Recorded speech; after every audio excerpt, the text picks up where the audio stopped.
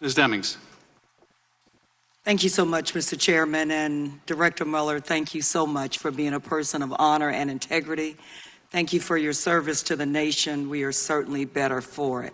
Director Mueller, I too want to focus on the written responses that the President did provide and the continued efforts to lie and cover up what happened during the 2016 election.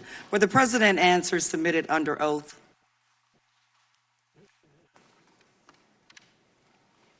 Yes. Yes. Thank you, they were. Were these all the answers your office wanted to ask the President about Russia interference in the 2016 election? No, not necessarily. So there were other Yes. questions that you wanted to answer. Did you analyze his written answers on Russia interference to draw conclusions about the President's credibility? No, it was perhaps one of the factors, but nothing more than that. It was one of the factors. So what did you determine about the President's credibility? And that I can't get into. Director Mueller, I know based on your decades of experience, you've probably had an opportunity to analyze the credibility of countless witnesses, but you weren't able to do so with this witness. Well, with every witness, particularly a leading witness, one assesses the credibility day by day, witness by witness, document by document. And that's what happened in this case. So we started with very little, and by the end, we ended up with a fair amount. Yeah, fair amount.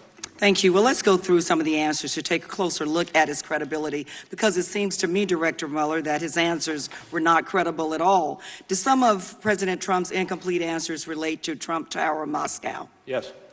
For example, did you ask the President whether he had at any time directed or suggested that discussions about Trump Moscow project should cease? Should what? Cease. Do you have a citation? Yes, we're still in Appendix C, Section 1-7. The first page?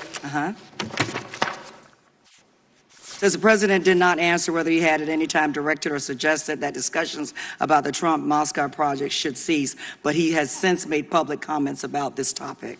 Okay. And the question was? Did the President, let me go on to the next question. Did the President fully answer that question in his written statement to you about the Trump Moscow project ceasing? Again, in Appendix C. And can you direct me to the particular paragraph you're adverting to? It would be Appendix C-C1, but let me move forward. 9 days after he submitted his written answers, didn't the President say publicly that he, quote, decided not to do the project, unquote? And that is in your report. I'd ask you if you would to point out the particular paragraph that you're focused on. We can move on. Did the President answer your follow-up questions? According to the report, there were follow-up questions because of the President's incomplete answers about the Moscow project. Did the President answer your follow-up questions either in writing or orally? And we're now in Volume 2, page 150 through 151. No. He did not. In fact, there were many questions that you asked the President that he simply didn't answer. Isn't that correct? True. And there were many answers that contradicted other evidence you had gathered during the investigation. Isn't that correct, yes. Director Mueller? Director Mueller, for example, the President in his written answer stated he did not recall having advanced knowledge of WikiLeaks releases. Is that correct? I think that's what he said. But didn't your investigation uncover evidence that the President did, in fact, have advanced knowledge of WikiLeaks public releases of emails damaging to his opponent? And I can't get into that area. Did your investigation determine, after very careful vetting of Rick Gates and Michael Cohen's, that you found them to be credible?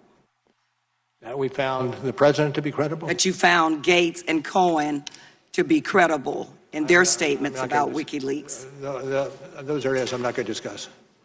Okay. Could you say, Director Mueller, that the President was credible?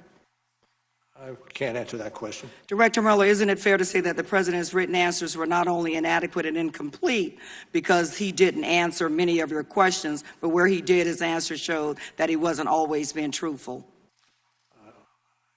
I would say,